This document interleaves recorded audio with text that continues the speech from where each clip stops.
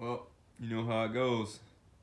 She's not off the stance before she's right back on the stance, right? Anyways.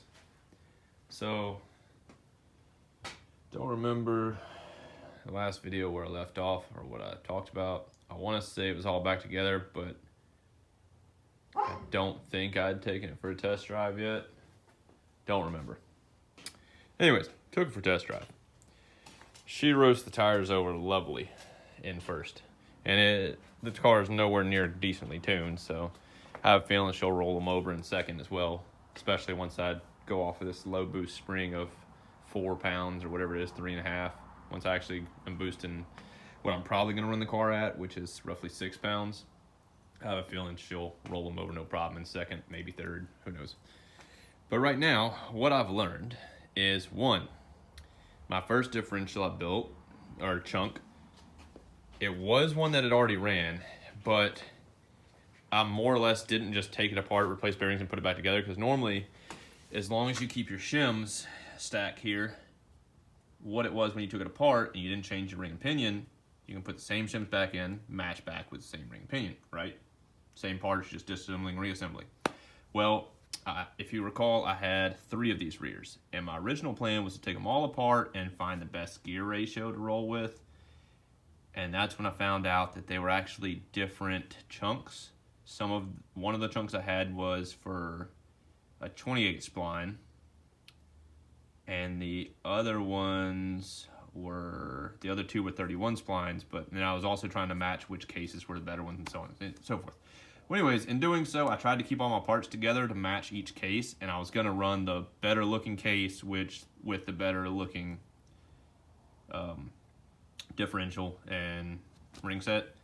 Well, they were all 3 open diffs, so it didn't really matter. Obviously, I needed to run 31 spline. The downside was the 28 spline has different bearing sizes, so I couldn't run those with the larger case, whatever, or with the other case, because the bearings didn't match or something along those lines. So anyways, when I built it, I went with this yoke that had this shield, and I think they all had the same cap size, but they were all 3 roughly the same as far as ribbing. None of them were I think they're the war cases or whatever. None of them were anything special. But anyways, when I went to put it back together, I didn't have the shims lined up right, or I didn't match those up correctly, or I mixed them up. So to cut things short, I had to rebuild this as if I was building a complete new set. I had to match them up. So I had to do all the painting or putting lube on the gears, roll them, adjust it, add shims, remove shims, etc. until I could find what fit. When I did this one ran beautifully. I mean, it's open diff and it was 3.0 gears, but they weren't loud or anything. It was smooth, quiet, etc. Well, this set, I think I showed the pattern on it that I made, and from what I gathered, it was a good pattern. However, the gears are noisy. That's what I'm getting at. So I sent pictures to the local drivetrain shop by me. Luckily, one of my friends works there, and he said it looked pretty good. If he would adjust anything, he would add a single 5/1000ths shim to the pinion. Right now, I'm running no shims because I started off on the instruction. They tell you to start with a 20/1000ths, go from there. That's normally your good ballpark to start with. Another one said start with 12. 20 barely put it on the tip of the teeth. So after looking at how to adjust, and I was thinking it was like a backlash adjustment mainly to get the teeth better fitted. Apparently it's not. It's pin to shim, line that up better. So with no shims, it put it pretty good contact on both the coast and the drive side. So I rolled with that, thinking that was going to be great. Well, driving it, like I said, it's got a lot better low-end pickup since I went from a 3.0 gear to a 3.5. But like I said, they're noisy, and I don't know if they're noisy on the drive side as well. You mainly hear it as soon as you let off throttle, or when you're starting to let off throttle, when it's just starting to get on the coast side. And it's probably more so because my stupidly loud ass exhaust, I just can't hear it while accelerating. It's probably noisy on the drive side as well, but open exhaust off of pretty much just open downpipe, it's really loud, you can't hear it. So if if you recall, this suspension setup is a pain. And if anyone's ever pulled a chunk with the axle in, it's a pain. I have to remove this torque arm, and it is, yeah, it's not fun. You have to disconnect these little arms right here, which you have to have the car supported when you do that because the axle wants to just like shift forward or back. It wants to twist. So you have to have the weight of the car taken off, so it's just the axle hanging from the coilovers, because that's the only thing keeping this, like this torque arm on the bottom, and those arms are the only thing keeping the axle from twisting this way. And all the weight on the car makes it want to bind on these coilover bolts. So what my buddy at the drivetrain shop said to do, since it's a pain to remove, he said what I can try to do is add just a 5,000 shim to the pinion that went on to pull anything. Well, the crappy thing is, let's see if I can get this. You can't get that pinion out with that torque arm there. I don't know if you can see that. Yeah. See, it's got a little notch there, and it's cut out for the pinion, but the pinion's not going to come out all the way with that there. So the torque arm's going to have to be pulled. So I'll have to disconnect those arms, drop the torque arm at least down, so I can pull that pinion out, shim it, put it back in, refill it with gear oil, which is what I'm doing now. Draining this. I'll probably mess with doing the pinion pull tomorrow because it's getting late and cold, and I don't feel like fighting this torque arm this late because it's a pain. If it was just pulling the pinion as it sits, I would do it. I'm gonna leave this drain plug out so it can just drip down, drain as much of that out as we can. Previously, I filled it with this Lucas gear oil. This is from Tractor Supply. This was what I ran the first go around, which I think is like probably AutoZone's brand or something. That's where it came from, I think, which is a GL5 rated. This, I believe, is meets or exceeds GL5, but Lucas oil, I believe, is a pretty good product. With TrueTrack, they tell you to run 80W90, not synthetic. My buddy at the drivetrain shop told me Valvoline is a good gear oil to run. So these are like $5 a quart off of Amazon. So 15 bucks worth of gear oil, done. Shipped in 2 days, got it. Yeah, so tomorrow I'll come out, I'll drop that torque arm, pull the pinion, shim it, refill it, take it for another test drive. Off subject, back to what I was talking about with it running on a shit tune. So right now it's running base map. Holley snipers, just wizard run, put in the cubic inches, the cam type, idle RPM, etc. Wide open throttle timing, full or idle timing, cruise timing, and boom, rich as hell fuel map, done. It runs rich.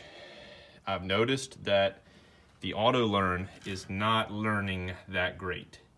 And that could be because of my O2 placement. It could be just the fact that it's open exhaust. I mean, it's got a lot of exhaust pipe after the O2, so it shouldn't be pulling in fresh air. Maybe the turbo is making it hard, maybe because the turbo is so undersized. Who knows? A bunch of variables. I haven't talked with Holley tech support. Don't know what they would recommend. But all I know is with the auto learn enabled, the car starts to run like shit. Seems like it's leaning out and detonating. So I don't want to blow my motor with it leaning under boost. So I pushed the wizard, I ran the wizard again, pushed the base map, and disabled auto learn. No more backfires, no more sounds like it detonating. Seems to run a whole lot better as far as none of that. I mean, it's running rich. So what my plan is to just hook up the laptop eventually and data log and start adjusting the fuel map by hand. I will start learning how to tune this thing on this motor. Hopefully I won't blow it. I've been watching some videos on tuning, and I've gotten a bunch of tips and seen how you can pretty much safely start tuning without risking blowing something up. More or less, it's adjust the fuel map, don't mess with timing. If anything, take some timing out of it while you're tuning it. If nothing else, while you're adjusting the fuel, take some timing out and increase boost as you need and add fuel where you need, or reduce fuel as you need. But normally timing seems to be what kills the motors. So that was one of the biggest tips they were saying on the videos I was watching. But anyways, I'll start piddling with that and seeing if I can get this thing tuned out a little better. Still have a whole lot of other random stuff to do to this car that I've been avoiding, like this hood scoop, finishing up this front end, all the body work stuff I got to do, these doors that I'm dreading. I've been putting off because they are, lack of a better term, not lined up worth a shit. I mean, this one is the better one, the driver's side, and it sticks out. I don't know if you can see that. Probably not. You can see it a little bit. Passenger side is terrible. Trunk lid needs a lot of body work. But yeah, this passenger side door is, up here it's better. But as you go down, that sticks out. That sticks out like crazy. The bottom of the door sticks out like crazy. I mean, it's just terrible. And I thought I had it damn near closed before I put the gasket on. Maybe the gasket made it bow out because of how much tension was on it. Who knows? This exhaust I need to redo so it's not stupid low to the ground right here. I really don't know how I can route it where it won't be. The only thing I can figure is if I leave this side set up, I could maybe make this 90 here come forward to right here and come in front of where this torque box is and have it loop up higher right here and then make the turn, because this is the lowest point right here at the bottom where this frame rail mounts up. But I can make it cross over up here, come out, and have it come through right around this area where it's up, tucked a little bit. I'll just have to remove this and rebuild this pipe, and then cut this up here, further up, and just bring it forward some. I think that'll do the trick. I looked into some oval piping. I gotta see if I can find it cheap somewhere-ish. I might try oval piping it to get it tucked up a little more. I don't know. Still don't know if I want to keep the exhaust like this. I know eventually I want to route it out the back, or at least to the axle dump and not on the side, but I don't know when I'll actually do that. You see my wiring, it's like falling out from under the dash because it's not zip tied anymore. Still got to do something with this back seat area. I mean, it's a bunch to do. I still, like I said, that door still needs to be swapped out because the windows don't line up right. Haven't done anything else with that. The gaskets don't fit right. The weather stripping doesn't fit right. I mean, that inner one here went in decent, but this outer one doesn't want to go in. Seems like my gap here is just too tight where the window sits. That the window just wants to grab it and rip it. I don't know. That's it for now. I'm dragging the video out long enough.